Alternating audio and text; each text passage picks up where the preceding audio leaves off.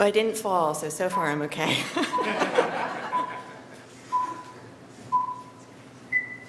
Hello, my name is Rachel Radom. I'm an assistant professor at Hodges Library in the Learning and Engagement Department. My topic tonight is about library instruction and the educational theory of scaffolding. I'll also be talking about assessing student learning outcomes related to general education and a recent survey of English 101 students and instructors. Now, for any presentation, there's the title and then there's the real title. What I'm really going to tell you about is how librarians don't read books all day.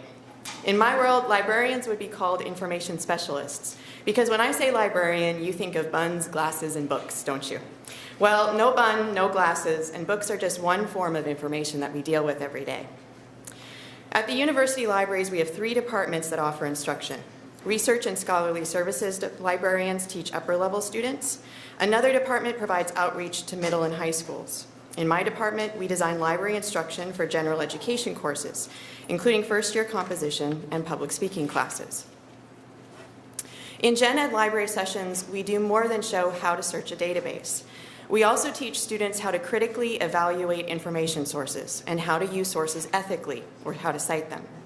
In an English 101 class, 2 of the library's 7 student learning outcomes are related to evaluating sources. Why do we teach more than just finding a source? Well, teaching citation and evaluation are aspects of information literacy, a concept that librarians have been researching and writing about for over 20 years. But these learning outcomes are also shaped by UT's Gen Ed requirements, and librarians see students across the disciplines struggling with these tasks. With this in mind, I wanted to create an information evaluation exercise that would stick with students. What would make an ideal evaluation method? Well, something not entirely new, so that students could pick it up quickly, and something that instructors could incorporate into their own courses after the library session, something easily added to existing assignments. I studied a theory in education called scaffolding, associated with psychologists Vygotsky and Bruner. Scaffolding is a way that a tutor helps a learner develop a skill or accomplish a task, first by modeling a behavior or a skill, and then helping learners accomplish it, usually by asking them questions to give them a cognitive hand. Parents use scaffolding all the time. It's how a child learns language or how to ride a bike. The scaffold is a temporary structure. It's put in place to help learners complete a task that they wouldn't have the skills to do alone, or to help learners reach a higher level of thinking than they're used to. To some degree, library instruction itself serves as a scaffold. My task was to come up with a scaffold that would be used in library instruction, to develop a tool that could help students learn to evaluate sources. I wanted to build on something familiar, but at the same time, introduce advanced evaluation skills. And I hoped it would be applied after the library session, so I wanted to assess student learning and recall too. Now, our library sessions are very short. We see students once a semester for between 50 to 75 minutes. So this first step of familiarity is significant.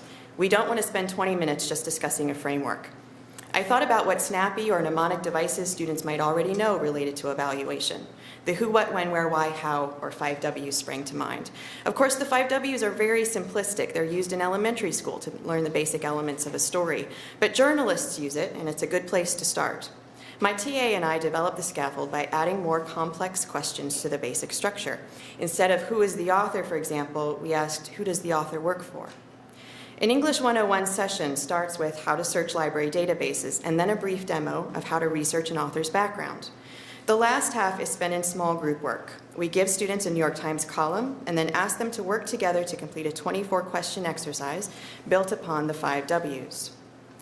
The exercise culminates in asking students the strengths and weaknesses of the document and if they would cite the source in a paper. By the end of the session, most students can clearly explain that the author, the who, and the publication, the where, are reputable, but the document has weaknesses in the how. It's opinionated and lacks outside sources.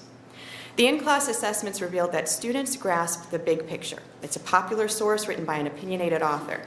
But we also asked, was there an abstract present? Was there a methodology section? Is this an article or a column or a book review? Responses indicate that many students don't understand publication types or scholarly publication jargon. Overall, the scaffolding activity was successful. Most English 101 students were able to justify why they would or wouldn't cite the document based on their evaluation.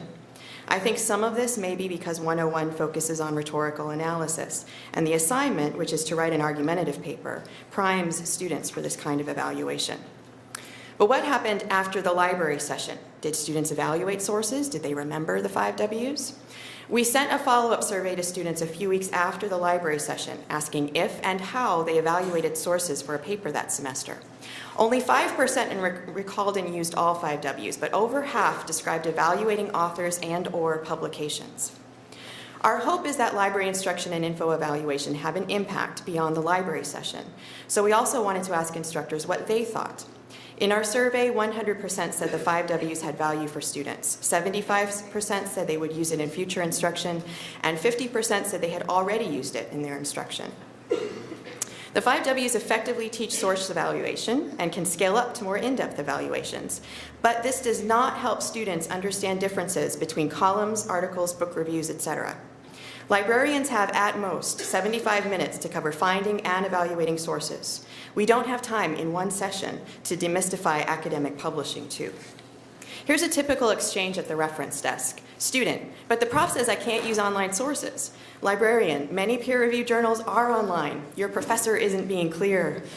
Any librarian can tell you instructors assume students have a basic grasp of the structure and elements of academic publications, but many students don't. If syllabi and assignments only address the format or the information container, students won't think about authority or vetting the content. Librarians are your partners. We can tell you a surprising amount about student learning needs.